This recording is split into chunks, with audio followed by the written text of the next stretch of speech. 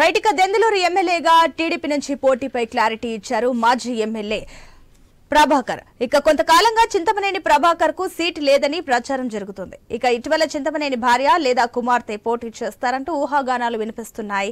అందుకు తగ్గట్టుగా టీడీపీ అధిష్టానం ఆడియో కాల్ సర్వే కూడా చేస్తుందని ప్రచారం జరుగుతుంది. తన కుటుంబ సభ్యుల పొలిటికల్ ఎంట్రీ లేదంటూ చింతమనేని ప్రభాకర్ తేల్చి చెప్పారు.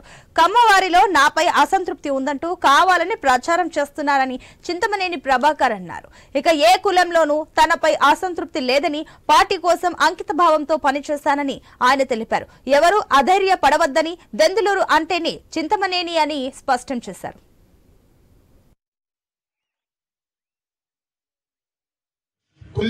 ఈనాడు పైన ఉన్నటువంటి వారు, కింద ఉన్నటువంటి వారు గత 15 సంవత్సరాలుగా ఈ పార్టీతో నాతో కలిసి నడుస్తున్నటువంటి ప్రతి ఒక్క కుటుంబ సభ్యుడికి కూడా హృదయపూర్వకంగా నమస్కారాలు తెలియజేస్తా ఉన్నా.